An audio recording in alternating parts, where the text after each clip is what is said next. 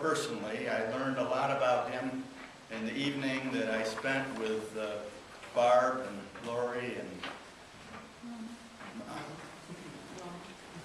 and Wilma. I keep wanting to say Emily. That was my grandmother's name. And Ann. And I'm sure you know a lot more about him than I do, but it's good to be here. Barb asked me to kind of lead us today, and it is a pleasure to do that. Clearly, from what I've heard, Earl was loved and respected and a source of joy to all that knew him. And he felt that way about the people he crossed lives with. Let us begin with prayer.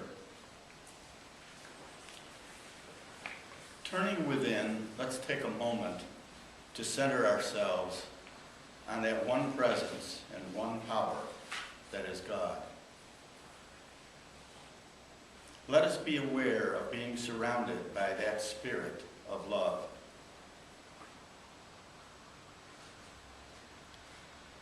Our God, we are grateful for the life of Earl Young, for having known him as a sibling, having him as a father, or like a father, for the pleasure of being at family gatherings, for the fun times and the more difficult ones too, for sharing lives together as friends and loved ones. We are blessed. We are grateful for how he gave of his knowledge and skills about appliances and the sharing of himself that he did so freely. And most of all, for the love he shared by his actions and living out of the essence of who he was.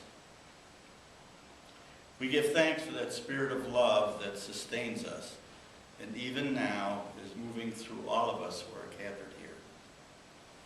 As we say goodbye to the physical presence of one who was loved so dearly.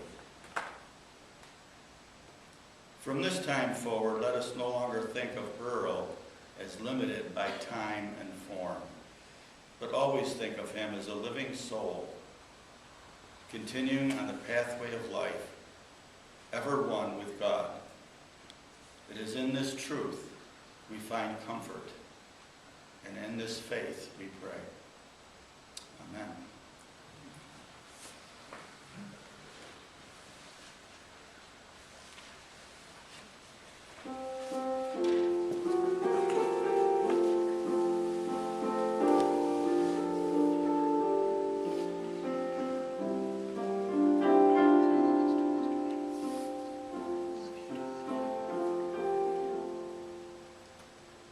In the fall there is a flower.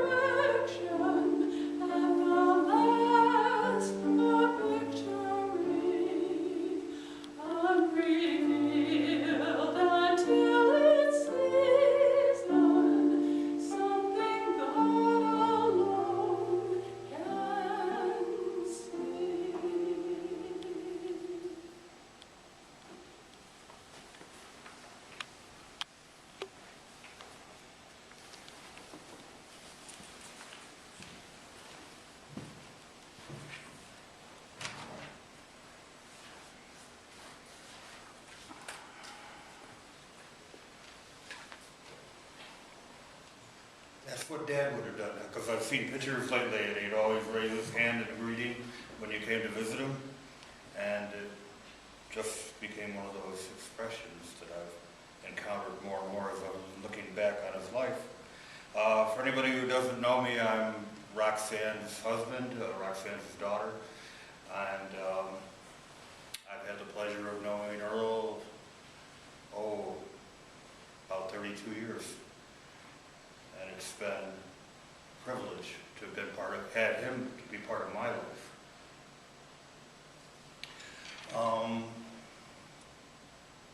So I'm honored today to have the opportunity to share some of my remembrances and my experiences, and hopefully in a way to help honor his memory. And, of course, celebrate his life. I first met Earl, I started a 4-H group with a young lady, and Roxanne was coming to meetings with her father and her brother, and at the time I didn't really know them, I was just observing them as a group. So I'm seeing an older guy, a cute young woman, and a young boy, and I'm thinking, okay, husband, wife, son, right? And then as I got to know them a little better, I realized it was father, daughter, and son. And then Roxanne was in an in-between husband stage at the moment, so I started going out with her. We got serious. I talked to Earl and I conveyed to him that I had designs upon his daughter, and he said, well, Ned, maybe you'll come to your senses in time. But I doubt it. Her brother also tried to convey things to me. He says, Ned, she's sweet like a flower, but she stings like a bee. Be careful. And that was from Danny, who was about this high at the time.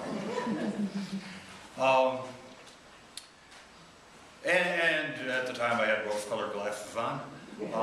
Still have them on somewhat. Don't regret a day of our being together. But I have discovered enough reality to discover that what they were talking about. So it also gave Earl the ability the rest of his life to be able to say, hey, I tried to tell you. So Earl was a man who was very much into his family. He loved his children dearly. He and Roxanne had a special relationship that involved horses, and they did a lot of things together. There are pictures of some moments in his life. He was always there being supportive, sharing horses with her from the time she was young, and helping her along the way, whether it be cleaning stalls or helping get a horse ready, or any of those activities that are part of that function. He also had a special relationship with his son, and shared the same kind of elements in his life. A different set of activities, but still very much a part of it, and his children meant a great deal to him. But it wasn't just family that mattered. Earl was kind and good to everyone, and he shared the life of everyone he cared about, and we were all richer for having known him.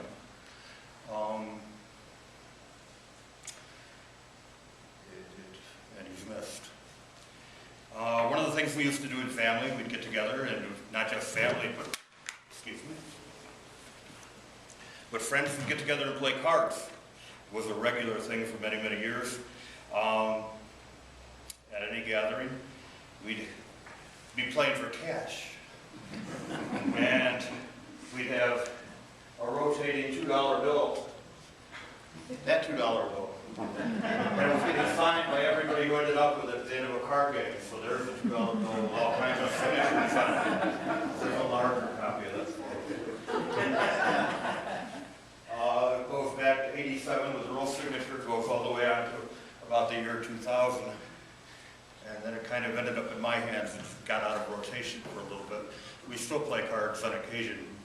The current venue for card playing is Barbara's house, cousin, Earl's niece. And she has a great and generous household that her and Lori often share card games with us.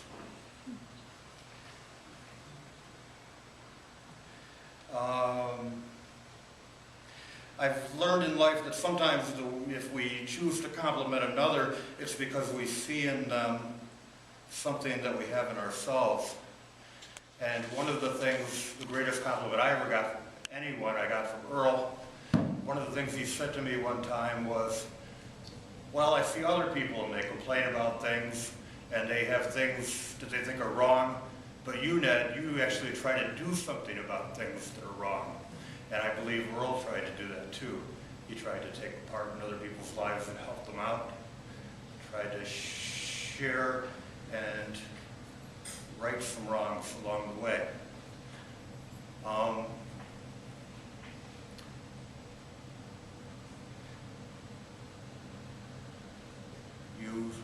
As you get older, I think you develop a philosophy about what it's all about, life. And I was raised in kind of as a science background. I took a lot of science courses, but that did not make me a man who didn't believe in religion and spirituality. And when I was younger, I used to look at the universe, and the idea of an infinite universe was something that my mind couldn't imagine, couldn't embrace. How can a universe be without end? But I've come to realize, as I've gotten older, that of course that's what the universe is. It's the same as trying to wrap your mind around the idea of an immortal soul. You stop thinking about it as something that could be impossible and start realizing that of course we all have an immortal soul. We're all small pieces of a greater thing, but that doesn't mean each of us isn't infinitely important and infinitely part of the greater whole and influencing it. The world is different for the fact that everyone was here, and how we interact with one another either makes the people we know better or it hurts them along the way. And if we react in a way that makes the people we encounter in life better, then we're improving the universe as a whole. And I think Earl did that with everyone he met. Another thing Earl went out of his way to say was we had a horse, Mr. Lebar, that passed away. And after he passed away, Dad said, well, he was a wonderful animal. He made everyone happy and never hurt anyone. And I think that's true of Earl, too. He pretty much made everyone happy, and I don't believe he ever really hurt anyone. So that's quite a gift and quite a thing to be able to say. Probably easier for Mr. Lee to have accomplished than for any human to accomplish, but Earl came very close. Let's see. Reflecting. I took some notes, some points I didn't want to miss. When we were playing cards, every now and then we'd play for cash, as I said, and every now and then you'd encounter these weirdly colored coins with bits of dirt and things on them, and they came to be known as Earl coins because he was an appliance repairman, and when he was working on machinery, he'd often find change in the machinery, and it would end up getting scarfed into his toolbox, and it would be part of what he was playing cards with. In fact, he told a story one time. There was a woman, and he moved her washing machine away from the wall, and there was a veritable fortune of change in the back of it. And he had to converse with her for the longest time until she finally walked away so he could scarf it up. So, even today, if I see an off-colored coin, I think it must be one that crossed through Earl's hands.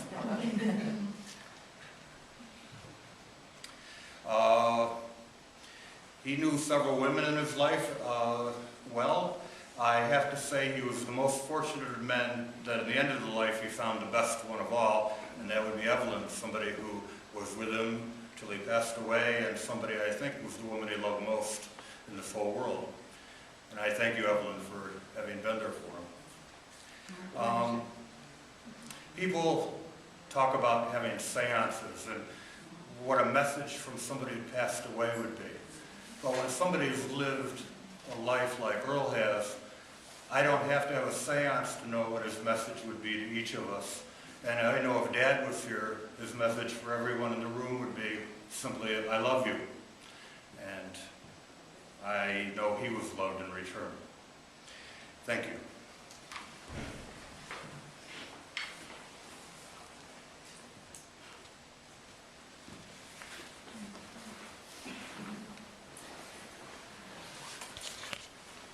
Remember the props, because my Uncle Earl was pretty consistent, and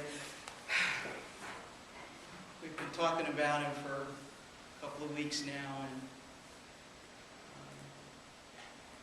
Ned and I are going to sound alike for good reason, for all the goodness that he was. So mine is random thoughts and sayings. My uncle was the tallest man I knew for a very long time. He was as tall as a tree and would let me climb up on him. From there I saw the world. I noticed that for a few days after he died, I could not get his voice out of my head.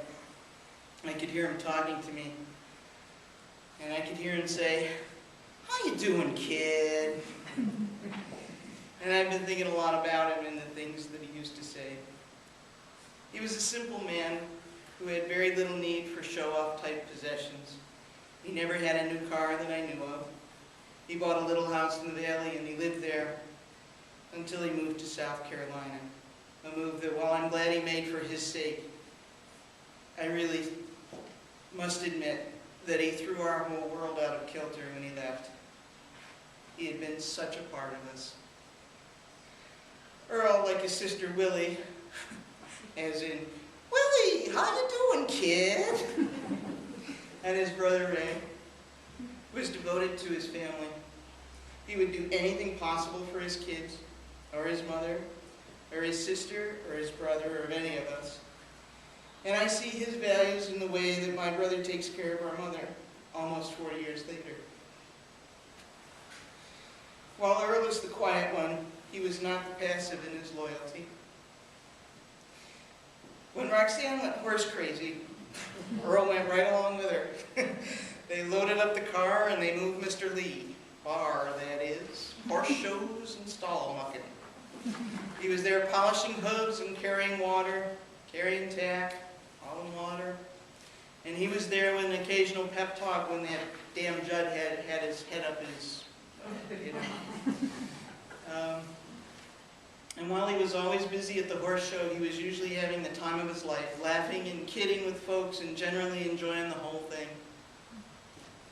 And when Danny moved away from horse shows and into four-wheeling, well, they loaded up the four-wheeler and they headed to Virginia or some other boondocks kind of place. And no matter where they went, there was always a shortcut. Earl always had a shortcut. Now, they were arguably shorter, but they sure were dustier. He was the original GPS, and just like GPSs nowadays, you could end up in some dusty cow path that might turn into a road someday. But he would swear up and down that it was shorter, and it was up to you to decide if it was worth it.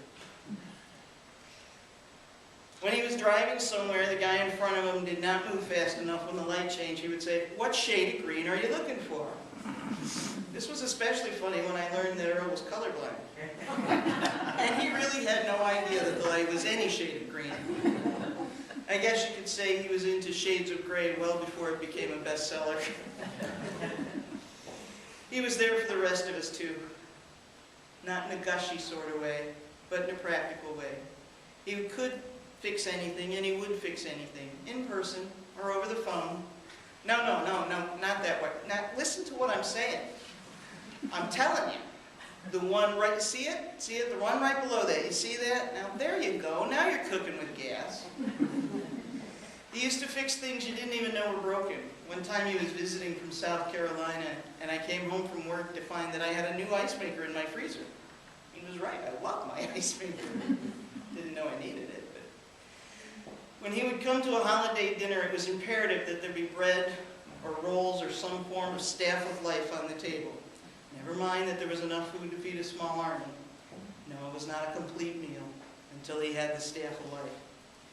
I cannot tell you how many times someone would throw a half-burnt roll at him from somewhere in the kitchen, Because while we always remembered to brown those brown and serve rolls, we rarely remembered to serve them. When we played cards after dinner, we would play for change, nickels, dimes, and quarters. Remember the dirty money, here it comes. You could always tell whether Earl had a good night by looking at the money around the table. If the money in your pile was clean and shiny, Earl had a great night. But if the money was kind of dirty and green, it wasn't such a great night. You know, looking like it came out of somebody's washing machine pump, well, you know Earl had a bad night. He would look around the table to see who had his dirty old money. Woe would be you if you had his dirty old money. He could tease with the best of them, but he was never mean-spirited with his teasing. He was fun, he was kind, and he was dedicated to those that he loved. And as I thought of doing this talk, I realized I was waiting for the perfect inspiration, that perfect story to tell, to capture that one moment in time that would light up the room with Uncle Spirit and light. There is no such moment. For his life, like all of our lives, is a sum of its parts. I will say that there was one moment in time that we all knew he was grateful for. That was when he looked across the crowded clubhouse down in South Carolina and saw the hottest babe in the room. He was so 50s. And from then on, he never doubted that Evelyn was the best thing that ever happened to him. And Evelyn, we cannot thank you enough for all you did for him and the love and respect you gave him. We also can't thank you enough for the warmth and kindness you have shown us over the years. He was finally happy in love.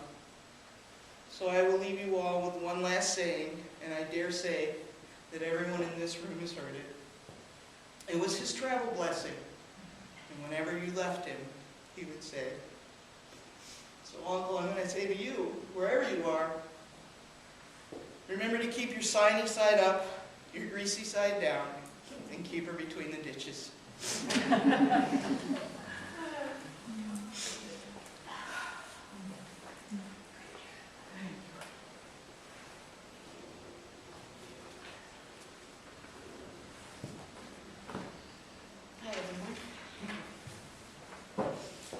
There's his favorite redhead. I was his favorite redhead. He always told me that. I have a reading to do today. It's We Remember Them. In the rising of the sun and as it's going down, we remember them. In the blowing of the wind and in the chill of the winter, we remember them. In the opening of the buds and in the rebirth of spring, we remember them. In the blueness of the sky and in the warmth of summer, we remember them. In the rustling of the leaves and in the beauty of autumn, we remember them. In the beginning of the year and when it ends, we remember them. When we are weary and need of strength, we remember them. When we are lost and sick at heart, we remember them. When we have joys we learn to share, we yearn to share, we remember them. So long as we live, they too shall live, for they are now a part of us as we remember them.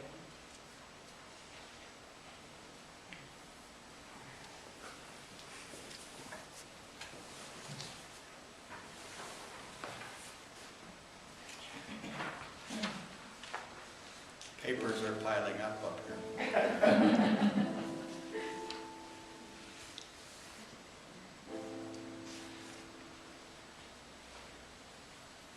I'm sorry.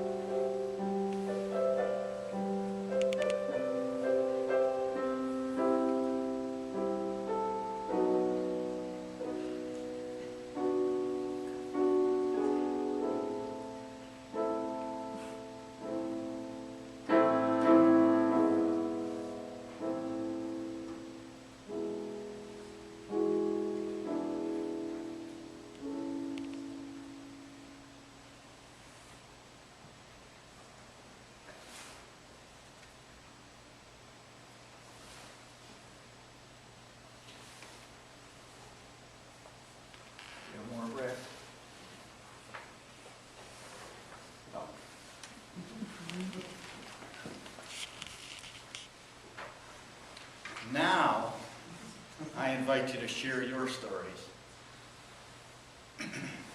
Think about your life with Earl. And talk about, share if you would, you can come up here or do it right from your chair, but think about stories that have moved you in some way. Experiences of fun, memorable times, anything that reflects the essential nature of Earl. We've heard a lot about what that nature is like, but you probably have stories too. So think about whatever comes to mind, and we invite you to share them now.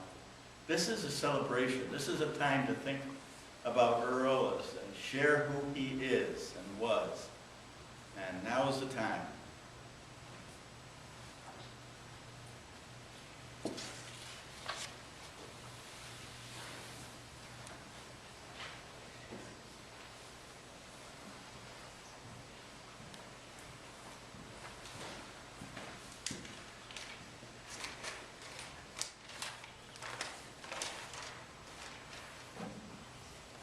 Some of you know me, some of you don't, but I was one of the husbands that was in between. He was number one. I was number one. And he never really got off the hook. Do me a favor, pass those out, man. Oh, Dad loved toothpicks. Don't know what I was going to say, would you please? I would have brought it up. Years,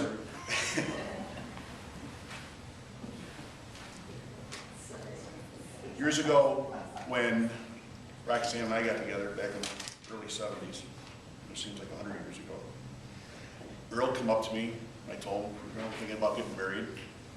And he went in his well, and he went like this. He says, "Here, take her and go." Yeah.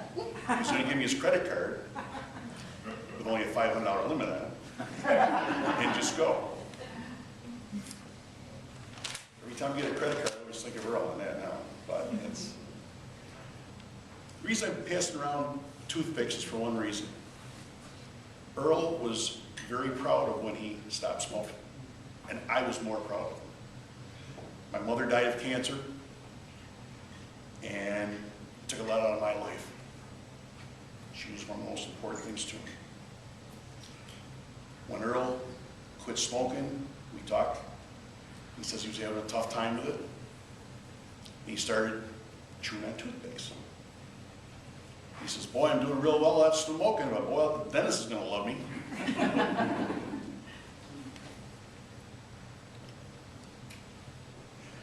Earl loved to tinker with things, like Ned said. No matter if it was a little washing machine, dryer, car, truck, whatever.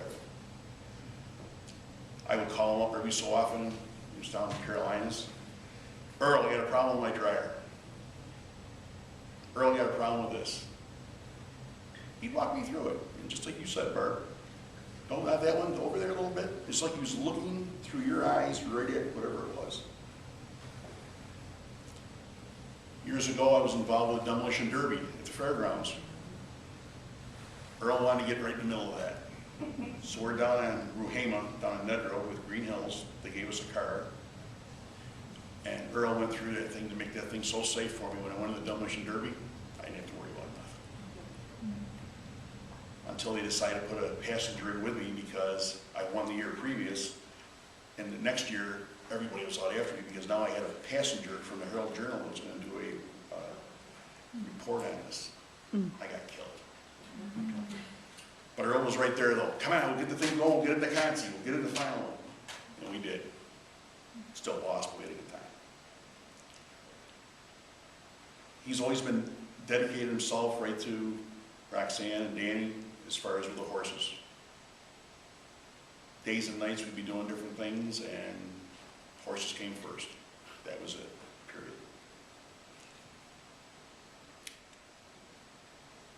Things kind of changed in my life where in different ways, and I was slowly keeping contact with Earl and Roxanne and Ned and the family. Barb You don't get out of that mouth. and Barb had us down to their house over in Barnes Ave, right across from where Earl used to live. And it felt like part of him. Darlene and Roxanne used to show horses years ago together. We've always stayed in touch. I've sold her a few cars. And always tried to still maintain a good friendship. When Earl would come up from the Carolinas, he would stop by to the dealership where I work at. I was at Brazil Chevrolet at the time. And we'd go to lunch. We always went down to Heights, had to have hot dogs. Had to have hot dogs and cookies.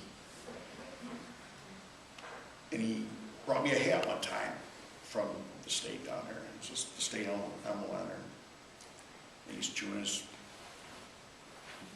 toothpick still. He brought so much joy in other people's lives. It was unreal. I mean, he was a real good guy to talk to. He was sincere. There was no BS about him. And I'll never forget that with him. He brought Evelyn brought a lot of joy to the family, especially to Earl. But I mean, just, you know, you're tops, lady. You're tops. That's all I can tell you. Not lady. Just every time I would call down there, I'd talk to Evelyn for a few minutes, and then, you know, talk to Earl for a while. And even right after his operation, you know, you figured he was going to be down and out. You know, he was up with it. He knew he was going to be all right. And we got to take that with us and feel about our own lives like that. And he always made you feel special when you get on talking to him. And I just can't say, you know, besides what the family said, I just can't thank you enough to take care of the guy. He's my buddy. Thank you. But we later on, you're having the cheese, so chew on that toothpick and thank you for it.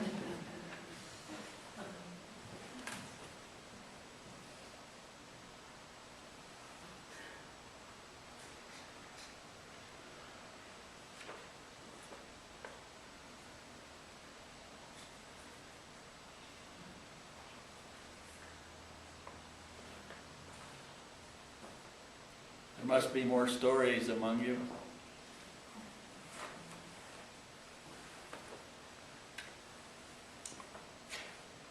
Well, I'll tell one. A few years ago, Barb and I and Wilma were all down to visit Earl, and while we were there, a sewer problem developed. It was a particular problem because he had a house full of people, and he couldn't flush the toilets or any of those things. And so we called the company to come and repair it, and it took hours. We were waiting and waiting. But instead of sitting around and complaining and getting upset about it, we all lined up our lawn chairs out in the street so that when the sewer truck came down the street, we're all cheering. And we turned it into a party, and it became something that we laughed about for years afterwards. And I think that is kind of a telling thing in terms of who he was, that you take what life gives you and make it something to enjoy and something to celebrate. So I really appreciate that about him.